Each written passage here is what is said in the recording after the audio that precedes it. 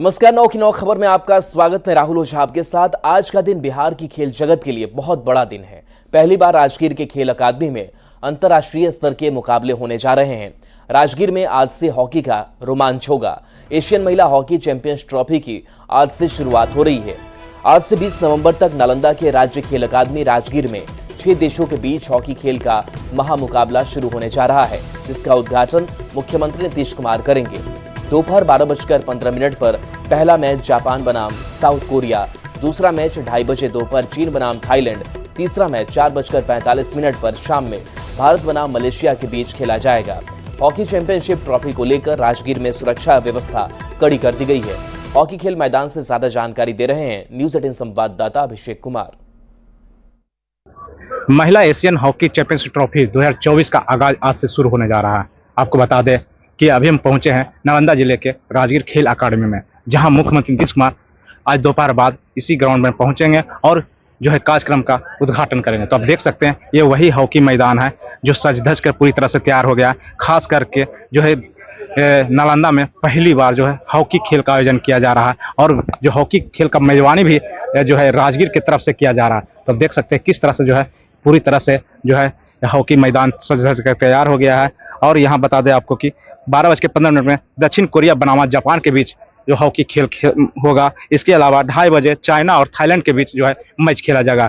इसके साथ ही 4:45 संध्या में जो भारत बनाम मलेशिया के बीच पहला हॉकी खेल जो है वो आयोजन होगा। हालांकि सभी मैचों के लिए जो है यहाँ पर तैयारियां पूरी कर ली गई है। खास करके खेल विभाग के द्वारा देख सकते हैं किस तरह से जो है दुधिया रोशनी का जो है इंतजाम किया गया है कि जिस तरह से संध्या होने पर या मौसम खराब होने पर जो है दुधिया रोशनी लाइट के बीच जो है यहाँ पर मैच कराया जाएगा। तो आप देख सकते हैं किस तरह से जो है कुर्सियां तैयार कर ली गई है। यहाँ पर सभी कुर्सी लगाई गई है। यहाँ पर अधिकारियों की भी थोड़ी देर में पहुंचना शुरू होगा। हालांकि यहाँ पर एसपी जो है लगातार जो है मॉनिटरिंग कर रहे हैं। सुरक्षा व्यवस्था को लेकर जो है कड़ी सुरक्षा व्यवस्था की गई है और कड़ी सुरक्षा व्यवस्था के बीच ही राजगीर में जो है हॉकी खेल का आयोजन होना है। नालंदा से न्यूज 18 के लिए अभिषेक कुमार।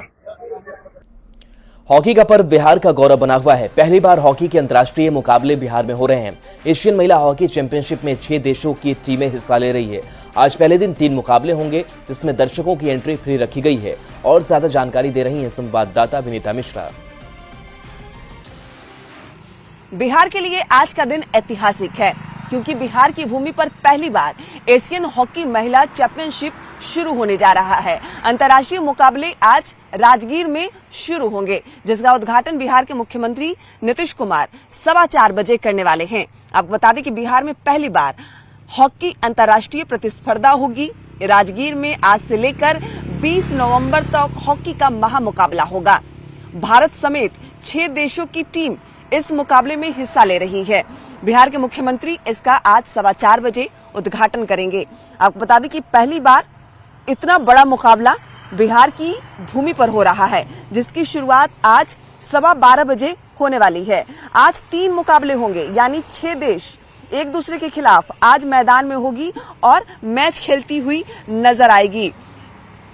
इस मुकाबले में भारत, चीन, जापान, कोरिया, मलेशिया और थाईलैंड की टीमें शामिल हैं। सभी टीमें बिहार पहुंच चुकी है।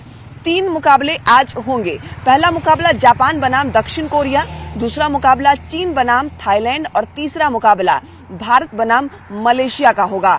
भारत की ये भूमि है और भारतीय टीम के लिए एक एडवांटेज भी होगा। हालांकि समय में अब परिवर्तन कर दिया गया है। पहले ये मुकाबले रात में होने वाले थे, लेकिन अब ये मुकाबले दिन में होंगे। आज इसका आगाज होगा। 20 तारीख तक ये महामुकाबला राजगीर में देखने को मिलेगा।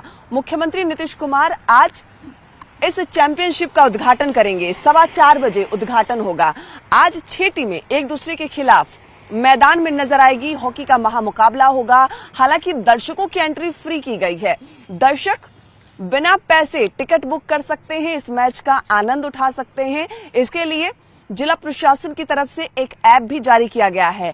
पहले आओ पहले पाओ की तर्ज पर टिकट मिलेंगे, गेट पास मिलेंगे और जो महामुकाबला, जो महा रोमांच है, वो राजगीर में नजर आ रहा है। मुख्यमंत्री नीतीश कुमार आज पटना से जाकर राजगीर में इस महामुकाबले टूर्नामेंट का उद्घाटन करेंगे। कैमरामैन अजय दुबे के साथ विनीता मिश्रा, न्यूज 18 पटना।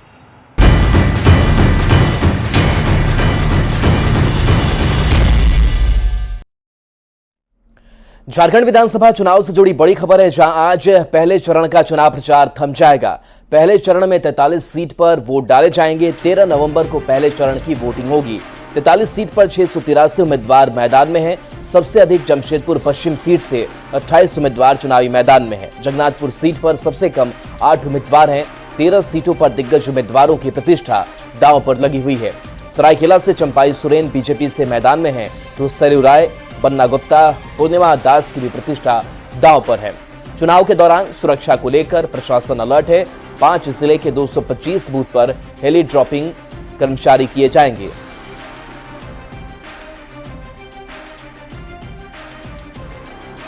तो झारखंड में चुनाव प्रचार तेज हुआ है। कई बड़े नेता चुनाव प्रचार के लिए मैदान में उतरे हैं। अमित शाह से लेकर योगी आदित्यनाथ तक प्रचार करेंगे। सरायकेला, सिमडेगा, तमाड़ में अमित शाह सभा करेंगे, तो गढ़वा और पलामू में योगी आदित्यनाथ की सभा होनी है। तो कई बड़े नेता चुनाव प्रचार के लिए मैदान में हैं। अमित शाह से लेकर जेपी नड्डा तक प्रचार करेंगे। बता दें कि गढ़वा सिमरिया में मध्य प्रदेश के सीएम मोहन यादव की सभा होगी। माझगांव और सरायकेला में मोहन चरण मांझी सभा करेंगे।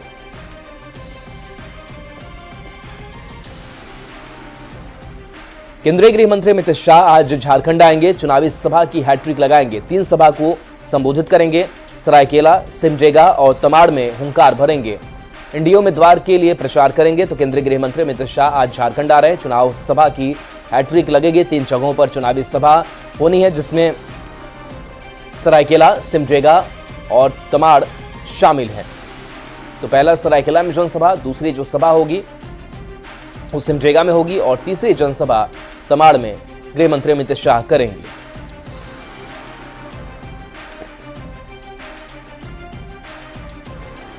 यूपी के सीएम योगी आदित्यनाथ आज फिर झारखंड आएंगे। एक के बाद एक 4 जनसभा को संबोधित करेंगे। एनडीए उम्मीदवार के लिए चुनावी माहौल बनाएंगे। भवनाथपुर, हुसैनाबाद, पाकी, डाल्टनगंज में सभा होनी है। योगी आदित्यनाथ की पहली जनसभा भवनाथपुर में होगी। विधानसभा क्षेत्र में होगी, जहां से बीजेपी उम्मीदवार भानु प्रताप शाही के लिए वोट मांगेंगे। इसके बाद वे हुसैनाबाद सीट पर बीजेपी उम्मीदवार कमलेश कुमार सिंह के लिए प्रचार करेंगे। तीसरी रैली पाकी विधानसभा क्षेत्र से बीजेपी उम्मीदवार शशिभूषण मेहता के लिए होगी, जबकि चौथी और आखिरी रैली डाल्टनगंज विधानसभा क्षेत्र में आयोजित की जाएगी, जहां आलोक कुमार चौरसिया के लिए वोट मांगेंगे। बढ़ते आगे, पटना समेत पूरे बिहार में लोगों को अब ठंड महसूस होने लगी है। सुबह में धुंध नजर आ रहा है। मौसम विभाग की माने तो अगले 3-4 दिनों में तापमान में और गिरावट देखी जाएगी।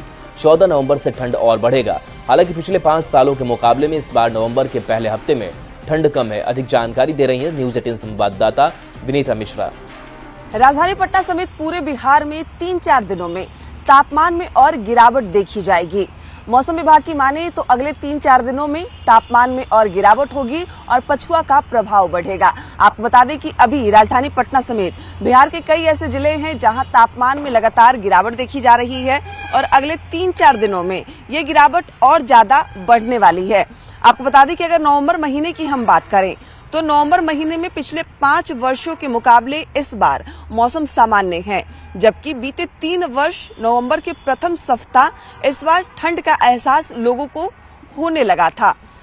न्यूनतम तापमान भी 10 से 15 डिग्री सेल्सियस के आसपास बना हुआ था, जबकि इस बार नवंबर में न्यूनतम तापमान 19 से 23 डिग्री सेल्सियस के आसपास है। रविवार को पटना का अधिकतम तापमान 31.0 डिग्री रिकॉर्ड किया गया।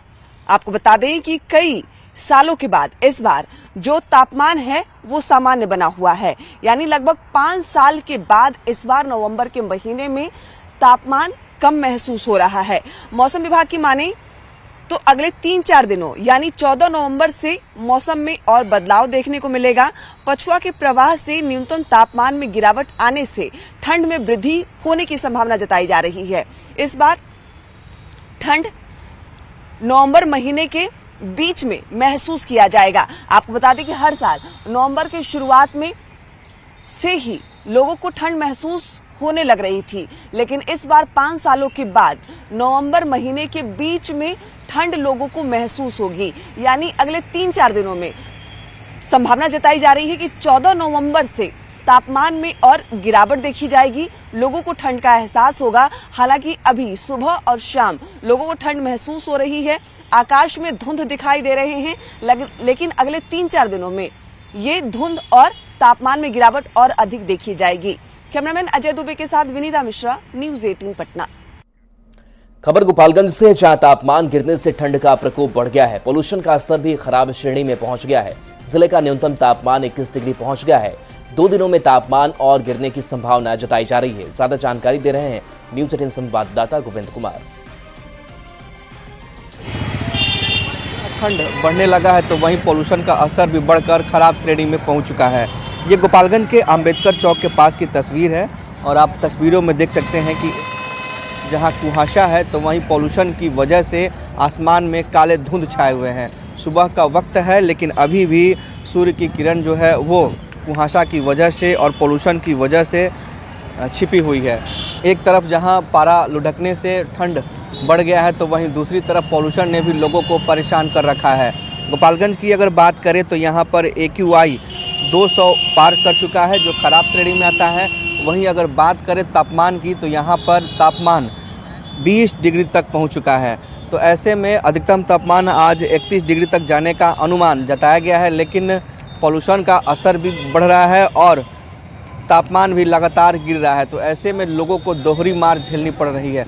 वहीं बात करें तो ठंड की वजह से आज से लोगों ने गर्म कपड़े पहनकर निकलना शुरू कर दिया है। मौसम विभाग ने कहा है कि 13 नवंबर से पारा और लुढ़केगा और ठंड का शितम भी बढ़ेगा। तो ऐसे में ठंड को लेकर लोगों ने तैयारियां भी शुरू कर दी है। खासकर बच्चे और बुजुर्गों को डॉक्टरों ने सतर्क और सावधानी बरतने की अपील की है। गोविंद कुमार, न्यूज़ 18 गोपालगंज। छठ खत्म होते ही लोग अपने काम पर वापस लौटने लगे हैं, लिहाजा ट्रेनों में काफी भीड़ देखी जा रही है। खासकर दिल्ली, मुंबई जैसे महानगरों में काम करने वाले बिहार के लोग लगातार ट्रेनों में भरकर वापस लौट रहे हैं। स्थिति यह है कि यात्री पायदान पर खड़े रहकर लगातार 20 घंटे तक सफर करने को मजबूर है। राजगीर से नई दिल्ली जाने वाले श्रमजीवी की स्थिति है कि स्लीपर और जनरल दोनों कंपार्टमेंट में एक जैसे ही नजर आ रहे हैं। हालात का जायजा लिया संवाददाता धर्मेंद्र कुमार ने। छठ खत्म होते ही लोग अपने काम पर वापस लौटने लगे हैं। लिहाजा ट्रेनों में काफ़ी भीड़ देखी जा रही है। खास करके मुंबई, दिल्ली जैसे जगहों पर जाने के लिए लोग लगातार ट्रेनों से सफ़र कर रहे हैं। आप ये स्थिति देख सकते हैं कि किस तरह से ट्रेनों में भीड़ है। लोग ट्रेन के गेट पे खड़े होकर जाने को मजबूर हैं। ये ट्रेन श्रमजीवी एक्सप्रेस है, राजगीर से नई दिल्ली जाती है और इस ट्रेन की स्थिति आप देख सकते हैं कि लोग पटना जंक्शन पर इस स्थिति में हैं कि उन्हें गेटों पर लटक के जाने की नौबत पड़ रही है। कहाँ जाइएगा महोदय? ऐसे ही जाइएगा? हाँ, सीटें नहीं है सर, तो क्या करें? स्पेशल ट्रेन नहीं पता आप लोग? स्पेशल ट्रेन नहीं जानते थे तो काहे ना स्पेशल ट्रेन में गए हैं? इस ट्रेन में क्यों जा रहे हैं? सभी लोग जा रहे हैं इसलिए। अब कहाँ जाइएगा? हमको भी जाना है बक्सर। इसी ट्रेन से क्यों जा रहे हैं? स्पेशल ट्रेन सब है, पता नहीं है? स्पेशल ट्रेन का कोई तो ठीक ही नहीं है, एकदम टाइम से बेटाइम हो जाता है। इसीलिए कहाँ जा रहे हैं आप? कहाँ जा रहे हैं? हमको जाना है लेखा नगर। हाँ, दानापुर। दानापुर जा रहे हैं। आप कहाँ जा रहे हैं महोदय? आरा। तो स्थिति ये है कि लोगों को स्पेशल ट्रेन के बारे में पता नहीं है। हालांकि लोगों को जाना जरूरी है क्योंकि काम पर वापस लौटना है और लिहाजा लोग जो रेगुलर ट्रेन है उसी ट्रेन में सफर करने को मजबूर है। हालांकि हर साल रेलवे ये जरूर दावा करती है कि सैकड़ों की संख्या में स्पेशल ट्रेनें चलाई जाती हैं, लेकिन स्थिति ये है कि लोगों को सही जानकारी नहीं हो पाती है और मजबूरन लोगों को रेगुलर ट्रेन से ही यात्रा करनी पड़ती है। न्यूज़ 18 के लिए पटना से धर्मेंद्र। खबर मोतिहारी से, जहां छठ दिवाली के बाद लोगों को लौटने का सिलसिला शुरू हो गया है, लेकिन ट्रेनों में दिख रही भीड़ के कारण लंबी दूरी तक जाने वाले लोगों को काफी परेशानी हो रही है। लोगों के टिकट कंफर्म नहीं हो पा रहे हैं। रेलवे ने स्पेशल ट्रेन चलाने का दावा किया था, लेकिन मोतिहारी के बापू धाम पर कई ऐसे यात्री हैं जिनके टिकट कंफर्म नहीं है, इस कारण उनको काफी परेशानी हो रही है। हम लोग बहुत दिन पहले टिकट कटा लिए थे, लेकिन अभी आए तो न रेलवे टिकट कंफर्म हो रही है और जो कंफर्म है वहाँ भी असुविधा हो रही है बैठने में। एक सीट पर के लगभग 10-10 आदमी दावा कर रहे हैं और परेशानी हो रही है। बहुत पहले हम लोगों ने टिकट कटाया था, लेकिन इसके बावजूद भी अभी तक कोई टिकट कंफर्म नहीं हुआ। 5 कटाए तो 1 कंफर्म हुआ है और उस पर कम से कम 10-10 आदमी दावा कर रहे हैं। बहुत सारा परेशानी है, छठ बीता है। अब सरकार को चाहिए कि एक स्पेशल 2-4 ट्रेन देना चाहिए, और अभी दिसंबर तक वेटिंग ही दिखा रहा है। बहुत सरकार निष्क्रिय है एकदम इस अथी में, रेलवे के में बहुत सारा परेशानी है। जमशेदपुर से बड़ी खबर है, जहां सुनारी एयरपोर्ट के पास बाजार में आग लग गई। 8 दुकान चलकर पूरी तरह राख हो गए। 4 और दुकानों को भारी नुकसान पहुंचा है। सूचना मिलते ही दमकल की 7 गाड़ी पहुंची। कड़ी मशक्कत के बाद आग पर काबू पाया गया है। लाखों के नुकसान की आशंका है। सौर्य राय और बन्ना गुप्ता मौके पर पहुंचे हैं। मुआवजा दिलाने का आश्वासन दिया गया है। सुनारी थाना क्षेत्र की यह घटना सामने आई है। जैसे ही हमको सूचना मिली, हमने तुरंत उपायुक्त जमशेदपुर से संपर्क करके तुरंत एम्बुलेंस को, इसको फायर ब्रिगेड की गाड़ी को तुरंत भिजवाने का हमने उनको निर्देश दिया। कुछ काम होता नहीं है इसमें, और बाजार और सरकार और टाटा स्टील, इन तीनों के बीच में जो रिश्ता कायम हो गया है, उसमें बाजार पिस रहा है, और दोनों ही कोई रुचि नहीं रखते हैं कि जमशेदपुर के बाजार अच्छा हो। न टाटा स्टील इसको रुचि रखता है और न सरकार इसमें रुचि रखती है। जमशेदपुर के सुनारी थाना अंतर्गत सुनारी एयरपोर्ट मार्केट के पास आग का कहर देखने को मिला, जहां देर रात आग लगने के बाद आप देख सकते हैं कि पूरी तरह से बाजार में अफरा तफरी का माहौल हो चुका था। दुकानदार जब दुकान बंद करके गए तो उसके बाद सूचना मिलती है दुकानों में कि आग लग गई है। हालांकि आग कैसे लगी ये नहीं पता चलता है, मगर आग आप देख सकते हैं 5 से 6 दुकान जो है वो पूरी तरह से जलकर राख हो चुके हैं, और उसके साथ दर्जनों दुकानें जो है उसको कई नुकसान हुआ है। वो शॉर्ट सर्किट से बोल रहा लोग आग लगा हुआ है। ये मसाला दुकान में ज्यादा जला है, 2-3 तो मसाला ही दुकान में है। तो पहले कभी लगा नहीं है ऐसा, ये फर्स्ट टाइम हुआ घटना ऐसा, और ये बिजली के कारण ऐसा हुआ घटना। लेकिन अभी कंट्रोल हो चुका है। 3-4 दमकल वाले आए, सभी को आए और आके कंट्रोल किए। सुन तो रहे कि शॉर्ट सर्किट से हुआ है। मसाला दुकान है, वहीं से शुरुआत हुआ है। अधिकारी जो है वो आग बुझाने का प्रयास कर रहे हैं, मगर अब कितना का नुकसान हुआ वो तो आग बुझने के बाद ही पता चल पाएगा।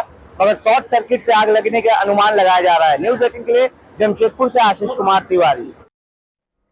सीतामढ़ी के डीएम रिची पांडे ने स्वास्थ्य व्यवस्था में सुधार को लेकर बड़ी कार्रवाई की है। डीएम ने लापरवाह 126 डॉक्टर और कर्मियों को शो कॉज जारी करते हुए उनके वेतन पर रोक लगा दी है। सदर अस्पताल में डीएम खुद मॉनिटरिंग कर रहे हैं, जिसका व्यापक असर भी देखने को मिल रहा है। सदर अस्पताल के हर एक वार्ड को सीसीटीवी कैमरे से लैस कर दिया गया है। ज्यादा जानकारी दे रहे हैं न्यूज़ 18 संवाददाता राकेश रंजन। सीतामढ़ी के स्वास्थ्य व्यवस्था को दुरुस्त करने के लिए प्रशासन के द्वारा लगातार प्रयास किया जा रहा है, और इसी कड़ी में सीतामढ़ी के डीएम रिची पांडे ने बड़ी कार्रवाई करते हुए सीतामढ़ी सदर अस्पताल के कुल 126 कर्मियों के ऊपर कार्रवाई करते हुए उस पर स्पष्टीकरण मांगा है और उनके वेतन पर रोक लगाने का काम किया है। बताया जा रहा है डीएम लगातार स्वास्थ्य व्यवस्था को दुरुस्त करने को लेकर लगातार अभियान में लगे हुए हैं, और सीतामढ़ी सदर अस्पताल के सभी वार्डों को सीसीटीवी कैमरा से सुसज्जित किया गया है, और उसका कंट्रोल सीतामढ़ी समाहरणालय से निगरानी करने का काम किया जाएगा। और आप तस्वीर देख सकते हैं जिला प्रशासन के द्वारा जब से इस पर निगरानी का कार्य किया जा रहा है, व्यवस्था में लगातार बदलाव देखा जा रहा है, और लगातार सदर अस्पताल की साफ सफाई समेत दूसरे सभी व्यवस्थाओं को दुरुस्त करने का काम किया जा रहा है, और इसका प्रभाव रोगियों पर भी देखने को मिल रहा है। और उनका ये है कि मतलब हर चीज़ में उनकी सुधार से बहुत अंतर है अभी। क्या पहले से मतलब साफ सफाई का काफ़ी ध्यान रखा जाता है। आप क्यों आए हैं? मतलब जांच कराने के लिए। जांच कराने हो गया? जांच जी हो गया, रिपोर्ट के लिए बोले रुकने के लिए। सीतामढ़ी सदर अस्पताल की यह तस्वीर है, और लगातार इसकी व्यवस्थाओं को दुरुस्त करने का काम किया जा रहा है, और जिला प्रशासन की टीम लगातार इस पर निगरानी रखने का काम कर रही है, ताकि जो ज़रूरतमंद लोग हैं उसको अधिक से अधिक फायदा मिल सके और सरकार की जो मंशा है उसको पूरा किया जा सके। राकेश रंजन, न्यूज़ 18 सीतामढ़ी। खबर बेगूसराय से, जहां एक बार फिर से स्वास्थ्य विभाग की लापरवाही देखने को मिली है।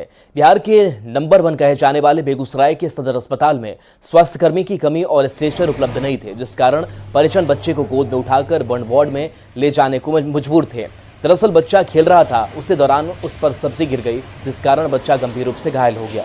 जिसके बाद परिजन ने उसे निजी डॉक्टर से इलाज के लिए कराया, जिसके बाद डॉक्टर ने बच्चे को सदर अस्पताल में रेफर कर दिया। लेकिन सदर अस्पताल में देखी गई लापरवाही और स्वास्थ्य विभाग के ऊपर कई सवाल भी उठ रहे हैं।